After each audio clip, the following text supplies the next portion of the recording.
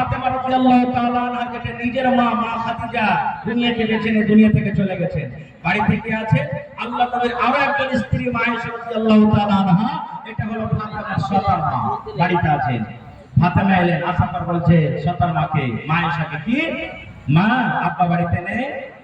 বলছে না রে বেটি, তোমার আব্বা বাড়িতে নেই। কোথায় দিনের কাজে গেছেন বা কোনো কাম কাজে গেছেন, আশপাশ বহে আছে।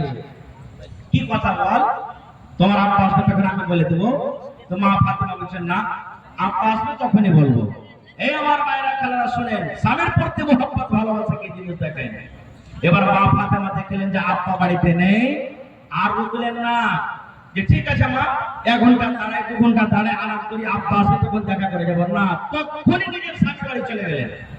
না থাকবো না আব্বার বাড়িতে, আব্বার অপেক্ষা করবো না, আমি নিজের স্বামীর বাড়িতে চলে যাবো। কে জানি আমার স্বামীর পানির দরকার হবে, খাবারের দরকার হবে, কি আমার দরকার হবে, কখন কোন জিনিসের দরকার হয়ে যাবে, আমার স্বামী আমাকে খুঁজবে, আমি সামনে না থাকলে আমার উপরে রাগ করবে, তখনই চলে গেলেন। আহা, আর এখনকার দেখেন মা খালারা যদি বলে যে এ আব্দুল্লাহর মা কি হয়েছে জি, বলছে আমার মাকে একটু দেখতে যাবো, যাবো আর আসবো, যাবো আসবো যদি কহে যায় ভাই একদিন হয়ে যায়, একদিন বলে যায় তো 5 দিন হবে, মানে এরকম কিছু বুঝবে না স্বামীকে জেনে। এবার চলে গেলেন ফিরে। নবী আমার সন্ধ্যাবেলাতে বাড়ি এলেন। যখন নবী আমার বাড়ি এলেন, মা আয়েশা রাদিয়াল্লাহু তাআলা আনহা এবার নবীকে বলছেন, ইয়া রাসূলুল্লাহি, আল্লাহর নবী গো, ফাতেমা আপনার সাথে দেখা করার জন্য এসেছিল। আপনার কলেজার টুকরা ফাতেমা, আপনার ভালোবাসা বেটি ফাতেমা আপনার সাথে দেখা করার জন্য এসেছিল গো নবীজি। নবী আমার বলছেন, বিবি রে, আমার ফাতেমা কি বলছিল রে বিবি, কি কারণে আমার কাছে এসেছিল আমার মা? আমার কলেজার টুকরার সাথে আমার দেখা হয়নি, আমার কলেজার টুকরা কি বলেছেন? এই আমার ভাইরা মায়েরা শোনেন, যখন কথাটা বলা আয়েশা বলছেন, ইয়া রাসূলুল্লাহ আমাকে বলে যায়নি, কি দরকার এসেছিল ফাতেমা আমাকে কিচ্ছু জানেনি, আব্বাকে বলবো বলে চলে গেছে। এবার নবী আমার বাড়িতে আর থাকলেন না, একবারে সাথে সাথে বেটির বাড়ি হাঁটা দিয়ে দিলেন। আহারে, আমার বেটি আমার সাথে দেখা করার জন্য এসেছিল, কিন্তু আমার মায়ের সাথে দেখা হলো না। এবার নবীজি তাড়াতাড়ি করে নিজের বেটির সাথে দেখা করার জন্য চলে গেলেন। এবার রাত কিন্তু হয়ে গেছে। এবার হযরত আলী এবং ফাতেমা তারা বিছানায় কিন্তু শুয়ে গেছে। এবারে নবীজি দুয়ারে ডাক দিচ্ছেন, ফাতেমা ও আলী, তোমরা কি বাড়িতে আছো?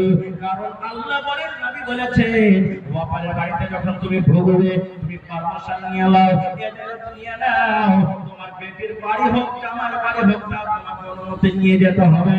নবীজির দুয়ারে তাক হয়ে বলছেন, ফাতেমা তুমি কি বাড়িতে আছো? মা আলী বাবা তুমি কি বাড়িতে আছো? যেমন আপনার কথা শুনলেন, ফাতেমা বলছেন, আব্বা আমরা বাড়িতে আছি। তো নবী বলছেন, আমার জামাই আলী কই? বলছে, আব্বা গো, আপনার জামাই আলী বিছানায় শুয়ে আছে। আমার নবী বলছেন, ফাতেমা রে, তোমরা দুজন বিছানায় শুয়ে থাকো, যেভাবে তোমরা দুজন বিছানায় শুয়ে আছো এইভাবে থাকো, তোমাদের ঘরে আসছি। মা ফাতেমা বলেন, এবার আমার আব্বাকে আসার অনুমতি দিয়ে দিলাম। এক পিছনে আমি আর আলী সীতা আছি, এক সাইডে আমি সীতা আছি, এক সাইডে আমার স্বামী আলী সীতা আছে। আমাদের দুজনের মধ্যখানে আমার দয়ার নবী আমাদের দুজনের মধ্যখানে এবার বসে গেলেন। বসে যাওয়ার পর শর্টে বলছি বন্ধুরে, এবার নবী বলছেন, ফাতেমা আমি নাকি শুনলাম রে মা, তুমি আমার সাথে দেখা করার জন্য গিয়েছিলে। ফাতেমা তুমি কি দরকার আমার কাছে গিয়েছিলে রে মা? কি তোমার দরকার ছিল? কি জন্য তুমি আমার সাথে দেখা করার জন্য গিয়েছিলে রে মা? তুমি বলো তো।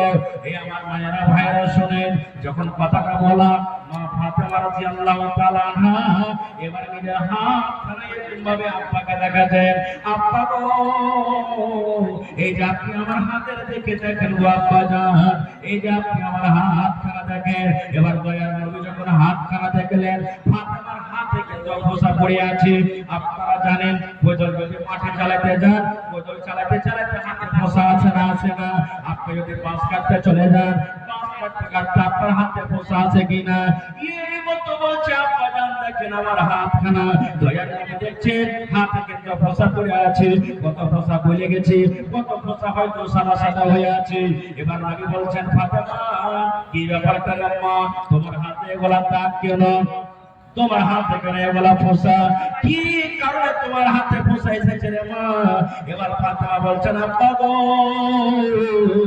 আপনার জামার বাড়িতে আমি এসেছি গো আব্বা, আমি চাকা পেছে পেছে ইতারা থেকে পানি তুলে তুলে চাকা পেছে পেছে আমার স্বামীর বাড়িতে কাম কাজ করে করে আমার হাতে ফোসা পড়ে গেছে, তাই আপনার কাছে আমি গিয়েছিলাম। আমি শুনলাম আপনি লড়াই করে যুদ্ধ করে অনেক কাজ কাছে পেয়েছেন, যদি একটা দাসী আমাকে যদি দিতেন, আমার বাড়িতে কাম করতো, আমার মদত করতো, আমি আরাম পাইতাম।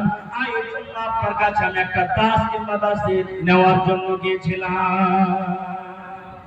ভাই আমার,